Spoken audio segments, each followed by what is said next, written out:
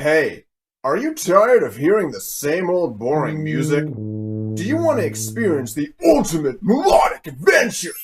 Well, stay right there, because we've got something for you. What? Android Superstation! Turn your repetitive and boring life into an epic adventure! Just crank up the volume and get ready for cataclysmic musical insanity! Featuring James the Man Yan on bass, synth magician Heather Moore as the bulldozer, Mark Voss bringing in the thunder, and featuring Danny Day. By their powers combined, Android Superstation makes a data-stripping blend of musical styles from pop to prog to ambient industrial. It's out of this world! Order Android Superstation today. But wait, there's more! If you order right now, you'll get the Ultra Super Deluxe Epic Comic Adventure absolutely free. You can't pass this one up. Hear what our customers have to say. Wow. Can't be contained by your speakers. Immortality. Take it, it's yours. Call now at 1999-ANDROID or visit our webpage at www.androidsuperstation.com. Android Superstation.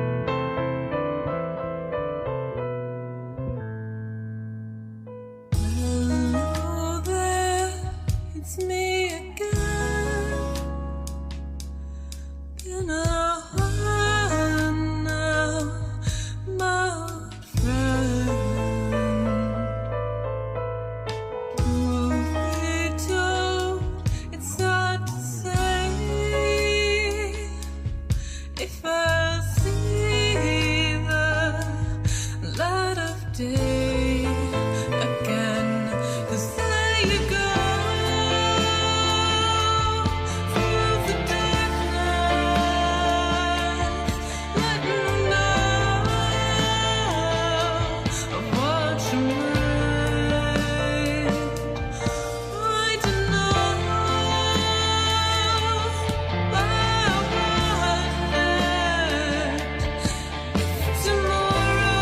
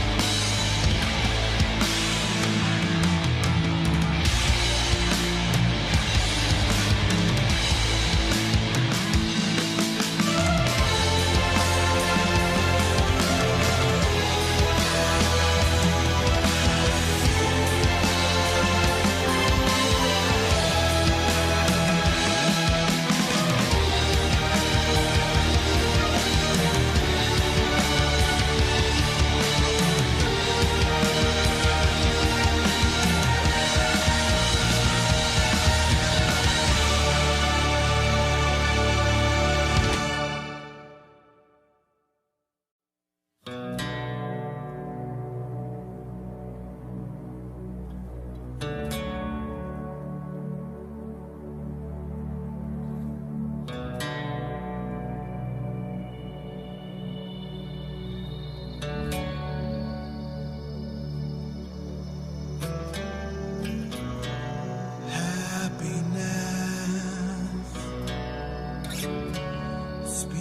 to me. I'm such a mess. The irony. I never should have let you down. I never should have had it all. I never should have let this go my way.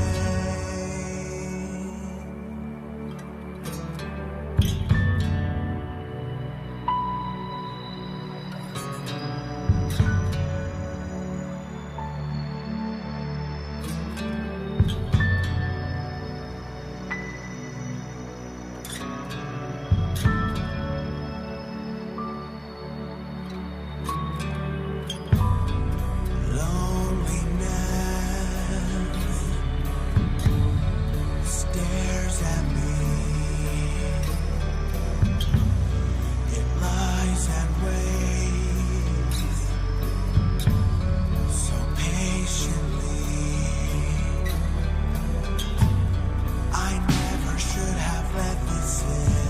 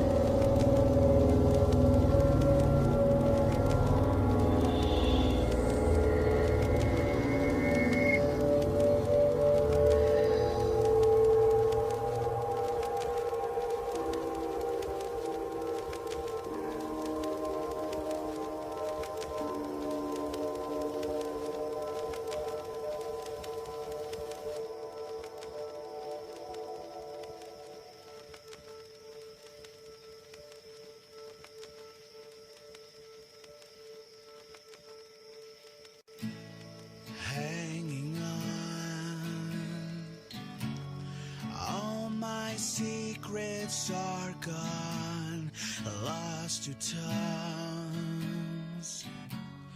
Endless drifting in mouths, it's getting old. And no one mentions my name, I'm just a thought. Someone they'll think they know, spend a night on the other side. Spend a night on the other side. Maybe I could be a little less crazy, I could be a little less empty, make up for my misspoken truths. So maybe I could be a little less hasty, I'm set to be a Johnny Come lately, make up for my troublesome youth. Carrying on,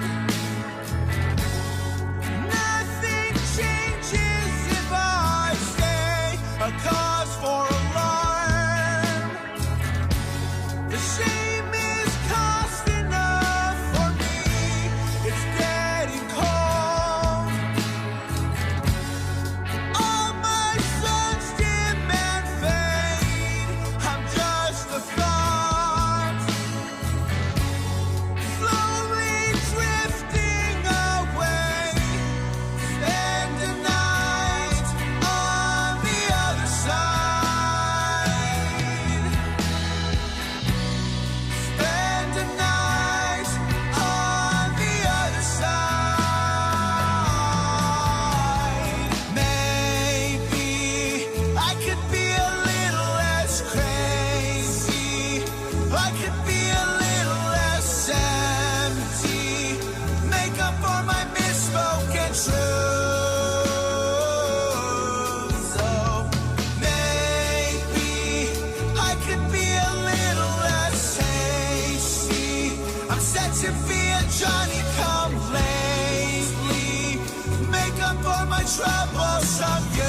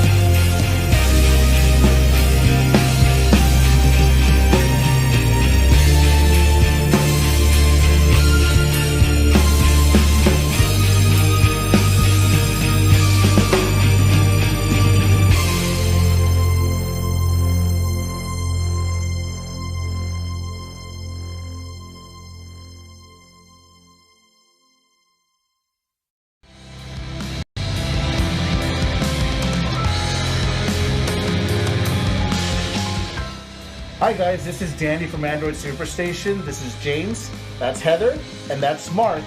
And we're actually making this video in response to all the social media questions we've been getting about our band. We did release our album in June, and since then, yeah, all these questions just kept pouring in. So we thought we would answer some of it here for you. Yeah, let's get started. First question, guys. What equipment do we use? Mark, do you want to go ahead and start? Well, drum-wise, it's kind of a hodgepodge of things, actually. Yeah. I have a drum set that doesn't exist anymore. You can't buy it. It's a Mapex V-Series. And it was a really good beginner drum kit, and I decided rather than buying a new drum kit, I would expand what I had.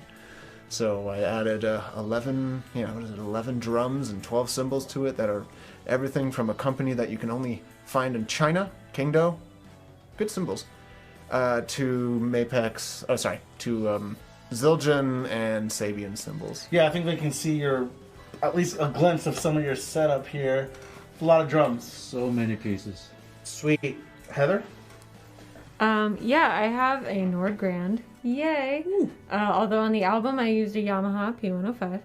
I also have a Rolly Seaboard, and a Korg Mini Log, and a Korg MS2000, and a long laundry list of other synthesizers that I want to get in the future. Nice. James? Yeah, pretty simple rig. I was using a Schecter bass, going into a Sans amp, and at times I was using an effect called the Palisades from Earthquaker Devices. So you'll hear that on a few of the tracks. Yeah, I generally use my Epiphone Les Paul Custom Pro, and I run it through a Vox Valvetronics, and yeah, it's a little combo amp. Man, it's perfect for live recording and just even rehearsing in here. It's a little workhorse. That's generally my setup there. Sweet. Moving on. How long have each of us been playing our instruments that we did play on the album? If you want to start us off, Mark. You know, I lost count. I think 20 years-ish in that ballpark range. It's been so long, I don't really keep track. Yeah. You just play, you hit things, and then you're like, oh, it's been 20 years of hitting things. Like, okay. And here you are. Yeah, I mean, when did I get my drum set? I've been playing even before my drum set. I think I was in 6th grade when I started. So, who knows how old I am, but... Okay. So like 500 years. A safe 20 years. Ballpark, yeah. Okay. I don't remember exactly. I think it was 6th grade. The problem is, I've always wanted to play drums, even when I was very, very little. And so it gets confusing because... You'd set up the pots and pans at home?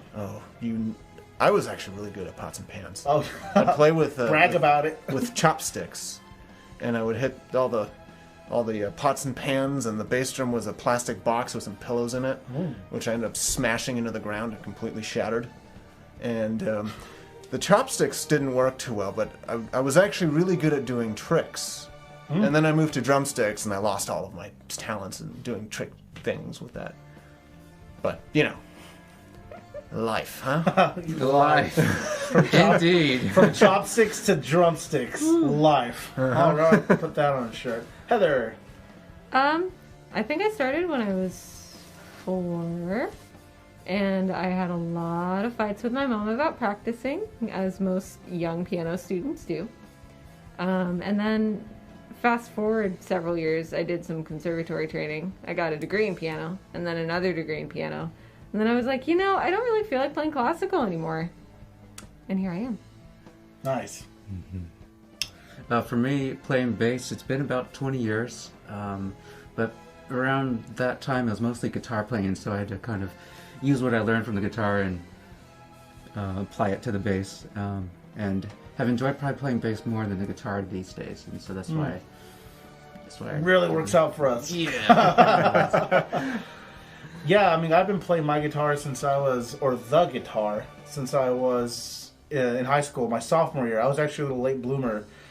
So it would make it 10, 11 years now since I've been playing my instrument.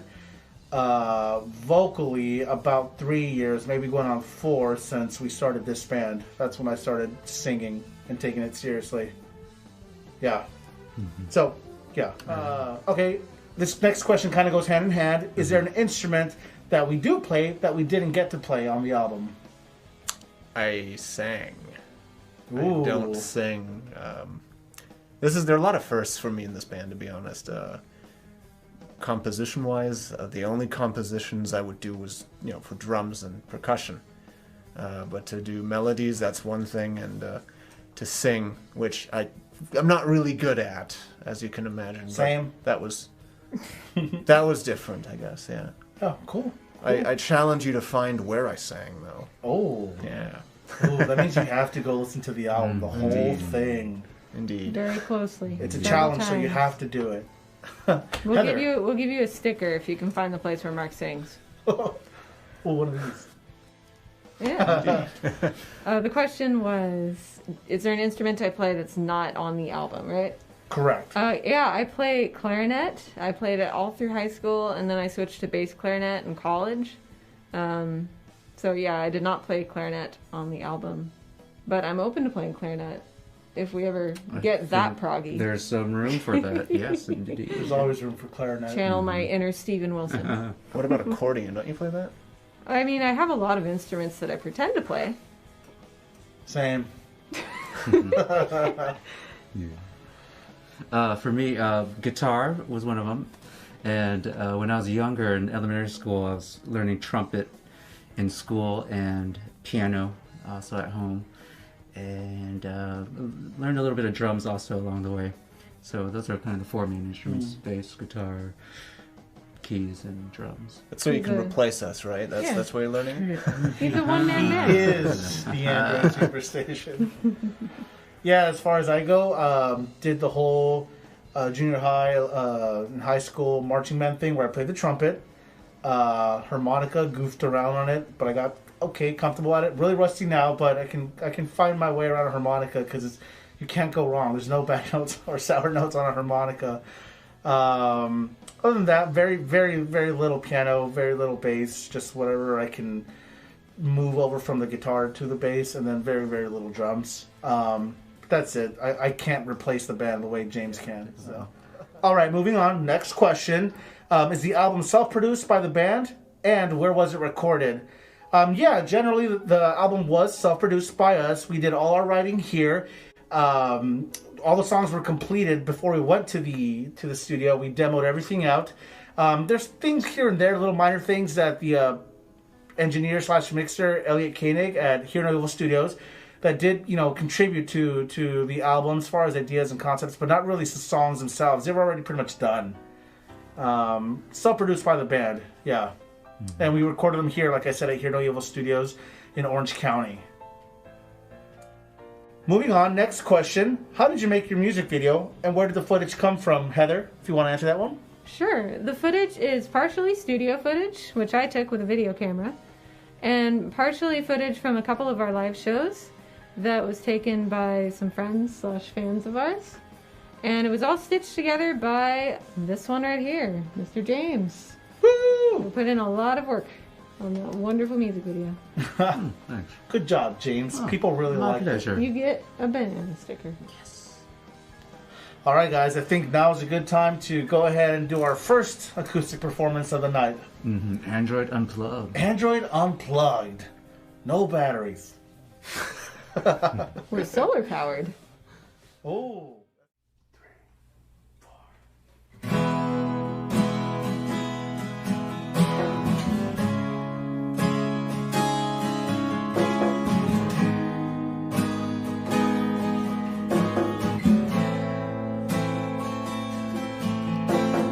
Hello there, it's me again. And all alone now,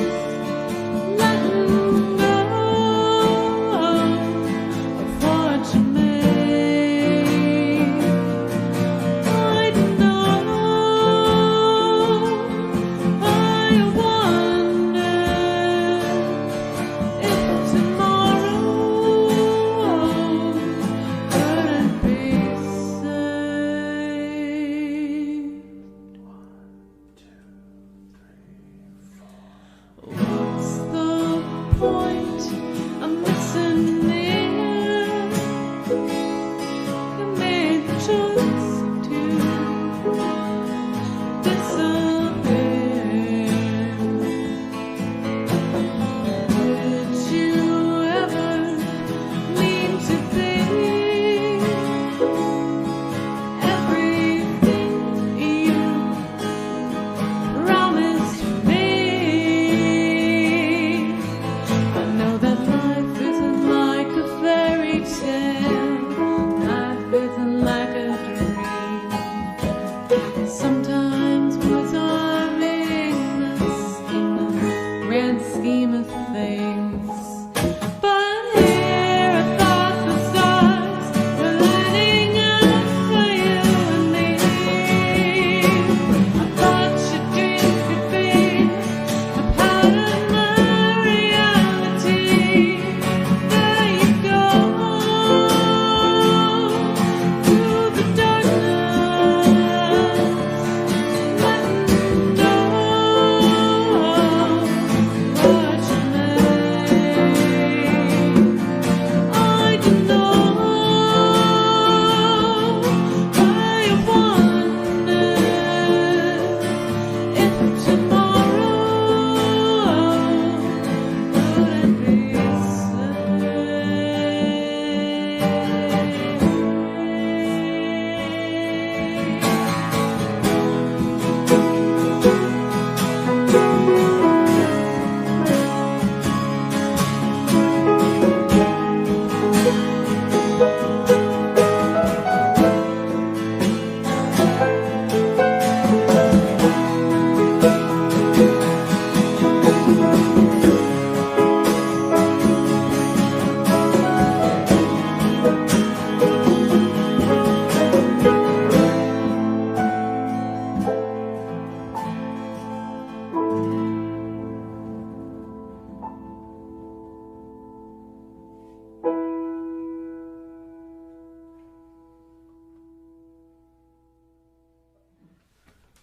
All right, guys. So next question: where did we meet? Well, the Outer Soviet space. Union, Oh, yeah. Desperate The bar mitzvah, LonelySingles.com. right? It couldn't be the bar mitzvah. Yeah. No, you're Don't thinking you of that other remember the thing. Lennon bust? No, it couldn't have been that. No, guys, DesperateLonelySingles.com. Come on, No. let's be It was the honest. Soviet Yeah, Union. it was that one. Oh, no. Next question. Next. I met you in the desperate section. I met him in the lonely section. And I met you in the .com Cut. section. All right. Oh, this one's just for me. What made Danny change his name to Danny Day Church? Yeah, what? It's always been Danny Day Church. Changed from what? Just kidding. Okay. So, long story short, in high school, I thought it was really funny, really clever to give myself a middle name. And Danger was my middle name. I thought that was really funny and really cool. It wasn't. It wasn't. I wouldn't even go through the lengths of signing anything that needed my signature. Danny Danger Cortez, my last name. Nobody thought it was funny. I just thought it was me. Okay. He was one of those kids. Yeah, definitely was. But yeah, after years in high school, it just got old, worn out. It wasn't funny anymore. And I thought, well, it's super cool that the Green Day guys get to have their stage names because besides Billy Joe Armstrong, I think Trey Cool, obviously he's Trey Cool. Mike Dirnt isn't that, obviously he's not Mike Dirnt. So I wanted to keep something, and I chose two words that were like the opposite of danger, the opposite of just like dark and mysterious. Day Church, and that's how that came about. That's Danny Day Church. That's not what I signed up for, man. I thought you were starting a cult. Who says I haven't? Deep. The cult of Danny Lions. Danny Lions. Hey, my little Danny Lions. I had no idea about Green Day's names. Thanks. Yeah, yeah, it's not Dirnt. It's Eastern European. All right, so moving on. That's how I got my name. Okay, has the band played live, and how many shows? Embarrassingly, I think we've only managed 3, and then COVID hit. Yeah. And We had what, at least one or two others lined up, but because they kept pushing back the days where we could have concerts again. Weeks became months, and then months became almost a year now. Yeah, it's unbelievable. I mean, this has really turned everything upside down. Yeah. So But yes, we have played live. we have really did. 3 whole times. There And were you 3 can see the big footage shows. in the music video. Yes. Hey, there you go. There Yeah. you go. Go watch the music video to Alive. You'll see all our 3 live shows. Yep. fooled you though. You know, no one knew that before today. All right, moving on to the next question. What are our musical influences, James? Yeah, some of my favorites, Muse, for sure, Coldplay, Yeah. Genesis, Rage Against the Machine, The Beatles, Transatlantic, U2, Mark's favorite. We have a lot of overlap. There's a lot of overlap. I would be doing a disservice if I didn't mention. First, it was Green Day, Blink-182 when I was little, but I was always looking for really intricate drum parts, and punk is great. It really is a great genre, but I was looking for more difficult drums, I guess. I don't know. So whenever I played to those, How dare you? whenever I played to them, whenever I played along with them, I always made up my own drum beats for the songs. And then one day I discovered Dream Theater, and then pretty much it was uphill from there, or downhill, I don't know. Whatever, it was amazing. Downhill. And Sideways. downhill? Well, it started with Dream Twirling. Theater, and then it opened a lot of doors. Even Hans Zimmer. I like film music. Yeah, of course. And the Red Army Choir, which I know is probably a little odd, but Steven Wilson, and pretty much anything by him is really phenomenal. And well, you mentioned Genesis already, just phenomenal players. And well, can't forget Rush. Rush is another one of those massive, just super groups. I'm really big into super groups, I think. Yeah, good stuff. Well, I can agree with most of what's already been said, but also krautrock in general, like Kraftwerk, Tangerine Dream. I'm into very experimental, avant-garde music. Stockhausen's pretty cool, and I don't know, Beethoven. I don't know. Beethoven? I don't know. I mean, just in general, I like punk rock, post-hardcore, emo, pop, alternative music. Really big on Muse, Pink Floyd, My Chemical Romance, Green Day, Blink-182 were also huge influences on me. That type of music is generally what I listened to growing up and still do.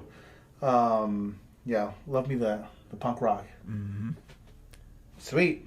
Okay, who is your favorite player of your instrument? Mark, you can start here. I think yours is pretty. It's very straightforward. It's a tie between number one between Mike Portnoy. That's not straightforward.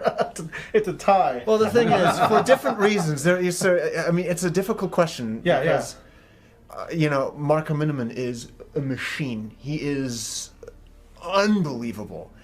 And, Mike Portnoy is a machine and is unbelievably amazing. I mean, these people are so talented, I almost feel like I need to quit drums because they're too good. And Jeez. no, I mean, they're so good, and so technical. Yeah. I mean, they can do things with a single hand that I can't do with my entire body, and not jealous, not at all. But Portnoy, Mike Mangini, Marco Miniman, Neil Peart, obviously from Rush. And the drummer from Yes, whose name I'm blanking on right now. But just these phenomenally mathematical players. I love difficult. It's a good challenge. I love math too, yeah. Especially you, right? I hate math, but I love really difficult drumming. Yeah, especially him, right? Yeah, but the philosophies are different. Like Marco Miniman plays the drums as melodically as possible, and then someone like Neil Peart would follow the lead parts, and I think both of those are brilliant. I almost said ideologies, but brilliant ideas for looking at drums a new way. Most people have a very specific idea for what drums can do or should do, and that's all good. And I think, good, let's also do more too, you know, and that's where prog is so experimental. And I like that. Yeah. And we hear a lot of that influence in our songs and how you play and how you're maybe following certain instruments and making that work. Oh, yeah. Yeah. Heather? Oh gosh, that's tough. From the synthesizer world, probably Klaus Schulze.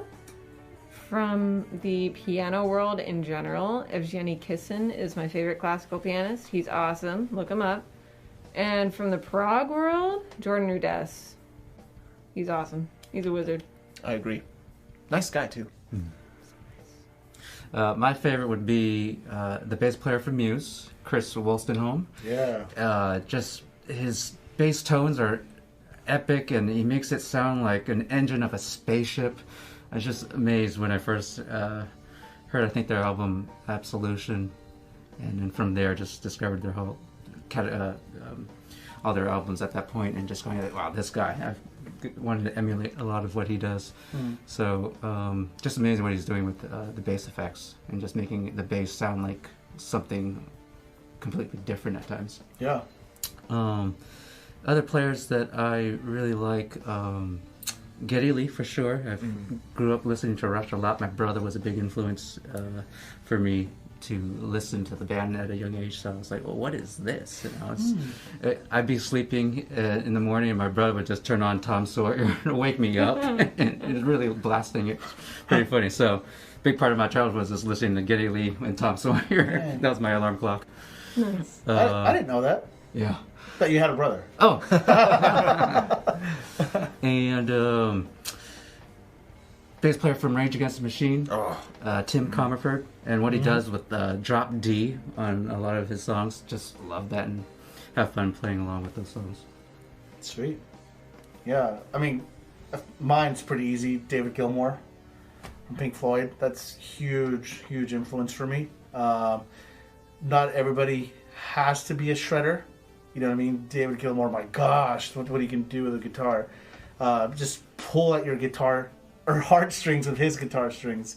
So yeah, David Gilmour, huge influence on me. Matt Bellamy, great pianist, great guitarist. Oh my gosh, some things he can do. That band's just amazing. Even like stuff that I write, thanks to Fred Mascherino from Taking Back Sunday. Some of the cool stuff he did, and Frank Iero from My Chemical Romance. Like they're just like, oh man, these guys can pick up a guitar. It's just like, oh, just so much energy injected into like every little part. It's great. That's what I really gravitate towards. It's wonderful. Good stuff. Hey guys, what time is it? Party time. No, it's time for another song. Hit it. You're so lame. I know. That was pretty bad. It's so corny. It's so corny. Especially the Fade to Black. You're so lame.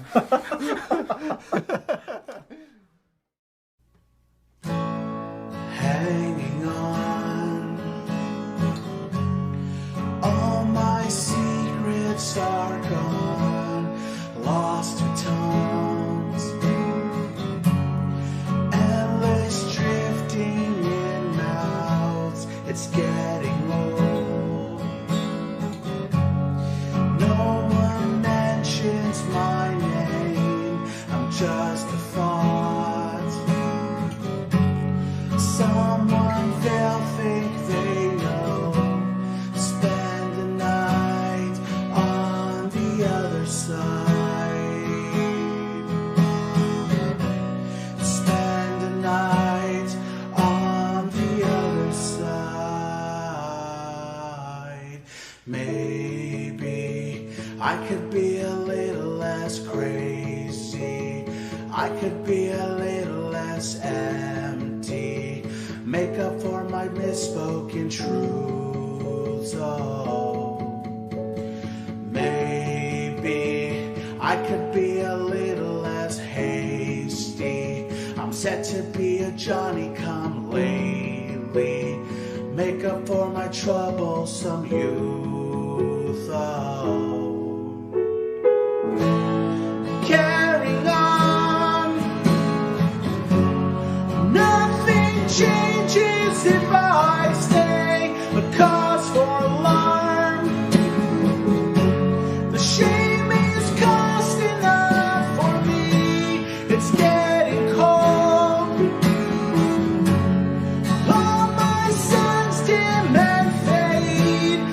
just a thought, slowly drifting away, spend the night on the other side, spend the night on the other side. Maybe I could be a little less crazy, I could be a little less empty, make up for my misspoken truths. Oh,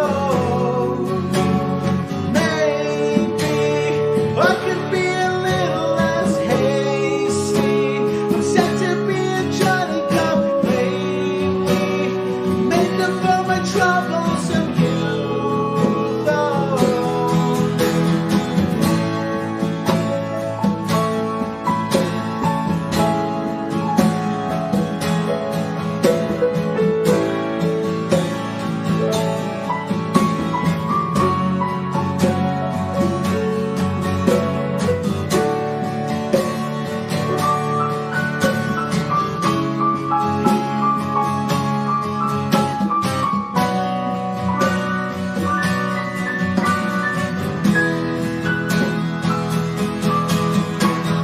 Maybe I could be a little less crazy, I could be a little less empty, make up for my misspoken truths. So maybe I could be a little less hasty, set to be a Johnny come lately, make up for my troublesome youth.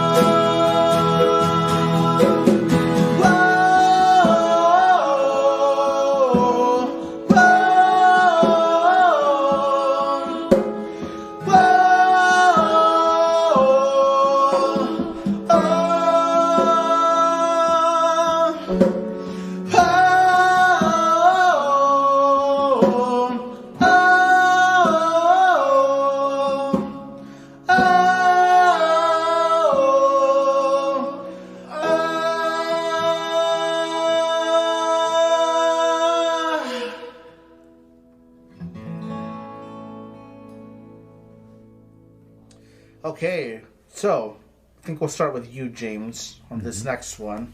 What is your favorite track on the album? Ah, yes. It would be a toss-up between Alive and After You. For me, those are the biggest, most epic sounding on the album, and that's kind of what I tend to like the most. So those two, my favorite. Sweet. Heather? I also like After You, but I think my favorite has to be Collide. It's crazy. Like me. Mine have changed a lot. Excuse me. After You is really fun. To play that song is just a blast. It's probably my favorite song to play next to Collide.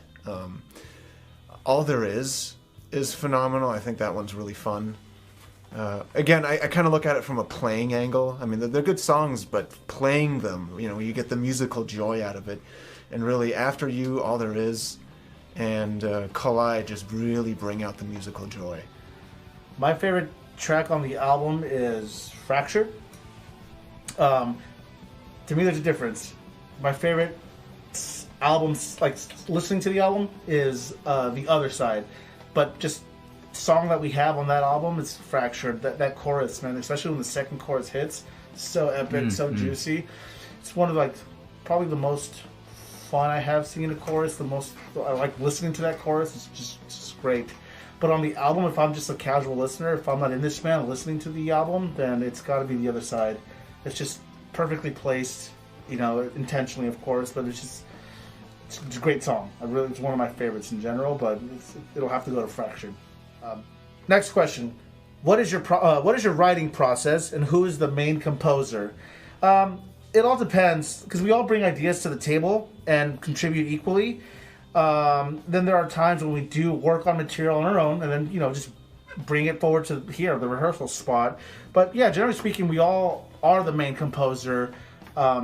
Me, for instance, I tend to start writing something and don't really finish it because their input is what makes the song, you know, and vice versa. You know, we all just, when we do work on stuff on our own, our material on our own, we generally bring it to the band and see what can be expanded upon.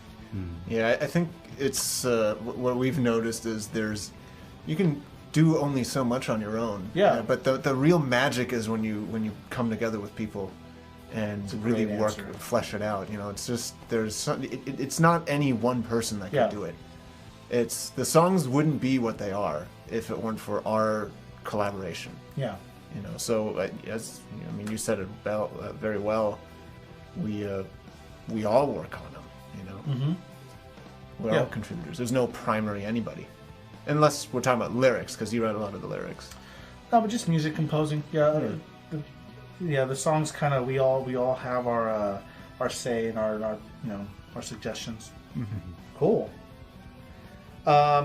Which comes first, music or lyrics? When it comes to lyrics, I usually write them after we already had the song structure probably like 90% done. And at that point, I would have already worked on some of the melodies that I want to put the words to. But yeah, typically the song and just the structure comes first, and then I add the lyrics afterwards. Because I really have to feel out the song and then the direction that it's going and then the mood and just. I think the lyrics are best saved last here for us, generally. All right, guys, that concludes some of the questions that we got. Again, thanks again for all your support. Thank you for asking these questions, for submitting them. Keep them coming. I mean, we'll I'm sure the comment section down below, if you have any more, we'll try to answer them. And again, hopefully you enjoyed these acoustic performances. We had a lot of fun making them. Yeah. Give us a like and subscribe if you haven't subscribed. We're trying to get to like 80. All right, guys. This has been awesome. This has been fun. Bye.